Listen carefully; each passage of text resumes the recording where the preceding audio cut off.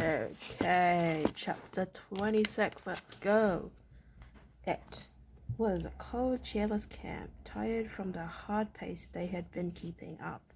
The rangers ate a cold meal, bread, dried fruit, and cold meat once more, washed down with cold water from the canteens. Will was beginning to hate the sight of the virtually tasteless hard rations they carried. Then Holt took the first watch as Will and Gillian rolled themselves into their cloaks and slept. It wasn't the first rough camp that Will had endured since his training period began, but this was the first time there wasn't the slight comfort of a crackling fire, or at least a bed of warm coals to sleep by. He slept fitfully, uncomfortable dreams chasing through his subconscious, dreams of fearful creatures, strange and terrifying things that stayed just outside his consciousness, but close enough to the surface that he felt their presence and was unsettled by them. He was almost glad when Holt shook him gently awake for his watch. The wind was scudding, clouds across scudding clouds across the moon. The moaning song of the stones was stronger than ever. Will felt a weariness of spirit and wondered if the stones had been designed to wear people down like this. The long grass around them hissed a counterpoint to the far-off keening. Holt pointed to a spot in the heavens, indicating an angle of elevation for Will to remember. When the moon reaches that angle, he told the apprentice, turn over the watch to Gillian. Will nodded, rousing himself and standing to stretch his stiff muscles. He picked up his bow and quiver and walked to the bush Holt had selected as a vantage point. Rangers on watch never stayed in the open by the campsite, but always moved away 10 or 20 meters and found a place of concealment. That way, strangers coming upon the campsite would be less likely to see them. It was one of the many skills Will had learned in his months of training.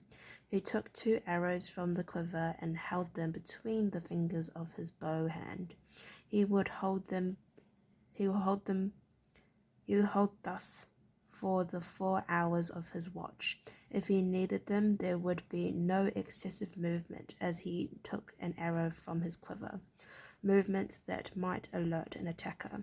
Then he flicked the cowl of his cloak over his head so he would merge with the irregular shapes of the bush.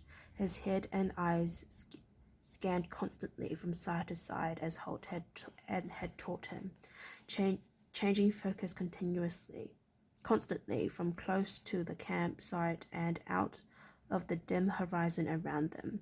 That way his vision would not become fixated on one distance and one area, and he'd stand a better chance of seeing movement.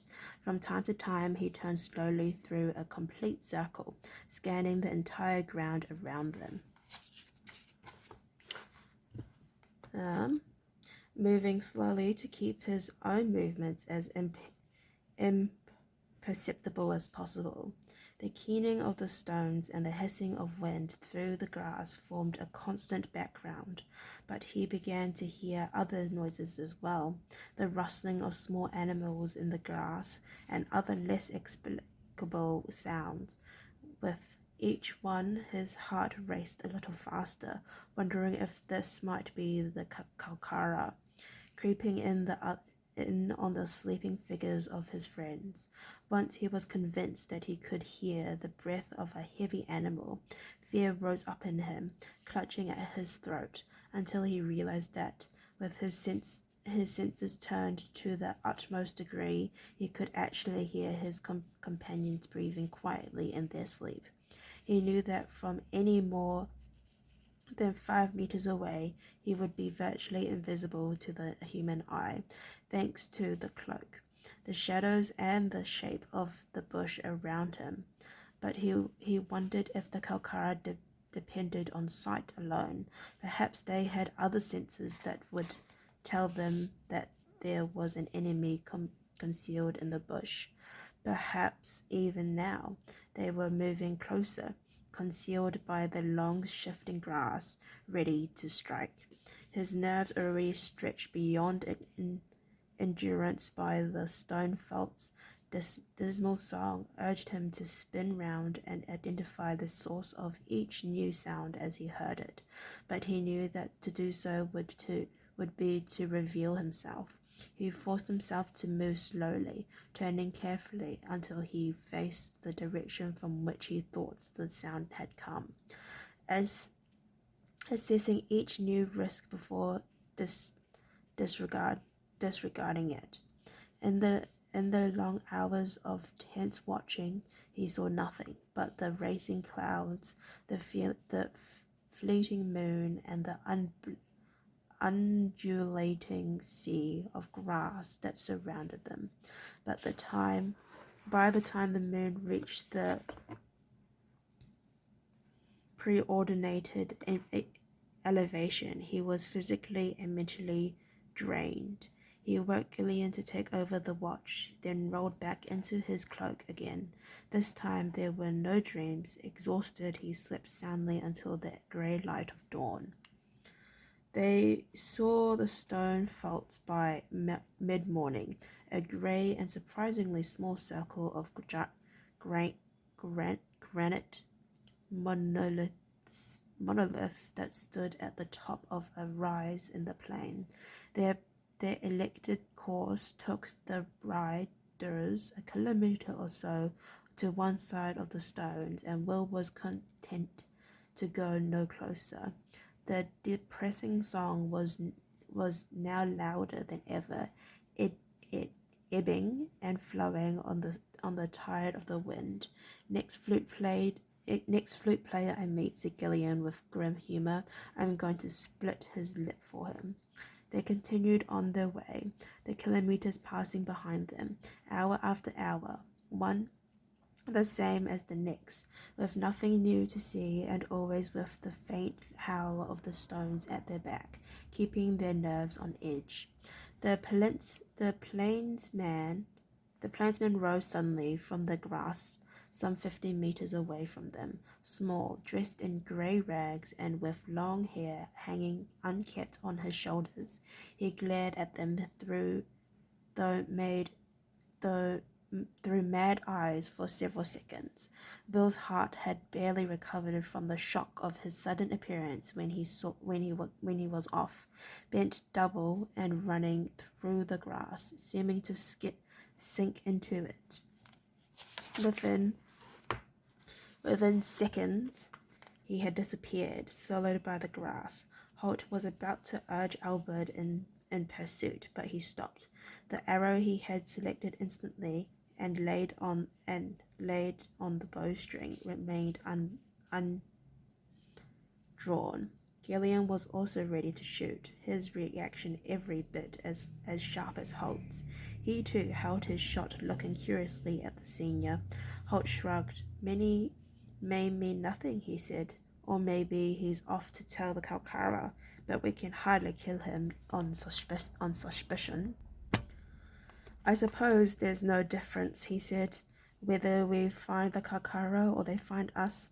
Holt's eyes fixed on him for a moment, without any sign of answering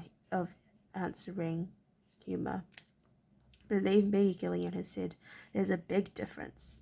They had abandoned the forced march pace now and rode slowly through the tall grass. Behind them, the sound of the stones began to fade a little, much to Will's relief. Now he realized the wind was carrying it away from them. Some time passed following the sudden appearance of the plain dweller. With no further sign of life, a question had been nagging at at will all through the afternoon. Halt, he said experimentally, not sure if Holt would order him to silence. The ranger looked at him, eyebrows raised in a sign that he was prepared. He was prepared to answer questions, so Will continued. Why do you think Mortag has enlisted the Kalkara? What does he stand to gain? Holt realized that Gillian was waiting for his answer as well. He marshaled his thoughts before he replied. He was a little reluctant to verbalize them, as so much of the answer depended on guesswork and intuition. Who knows why Mortag ever does anything, he answered slowly. I can't give you a definite answer. All I can tell you is what I assume and what Crowley thinks as well. He glanced quickly at his two companions. It was obvious from their expectant expressions that they were prepared to accept his admissions as ironclad fact. Sometimes he thought Riley a reputation for being right all the time could be a heavy burden. There's war coming, he went on. That much is already obvious. The Wargles are on the move, and we've heard that Mortag has been in contact with Ragnar. He saw the puzzled expression flit across Will's face. Gillian, he knew, understood who Ragnar was. Ragnar is the Obergel, or Supreme Lord, if you like, of the Scanadians, the Sea Wolves. He was the quick flash. He saw the quick flash of comprehension and went on. This is obviously going to be a bigger war than we've fought before, and we're going to need all our resources and our best commanders to lead us. I think that's what Mortag had in mind. He's seeking to weaken us by having the Kalkara kill our leaders. Notla, the Supreme Army Commander, and Larrick, our best cavalry commander, have gone already. Certainly there will be other men who still step into those positions, but there will inevitably be some confusion in the changeover period, some loss of cohesion. I think that's what's behind Mortag's plan, Gillian said thoughtfully. There's another aspect as well. Flutes and the soughing of the wind through the grass, and the blood froze in his veins. It was a high-pitched but still howl that ululated and climbed in pitch. An inhumane sound carried to them on the wind from the throat of a monster. Seconds later, another howl answered the first, slightly deeper in pitch. It seemed to come from a position a little off to the left of the first. Without needing to be told, Will knew what the sounds meant. It's the Kalkara, Holt said grimly. They have a new target, and they're hunting. Okay, well, thank you for reading up to chapter 26. If you'd like to hear me read chapter 27, then please stay posted. Thank you. Bye-bye.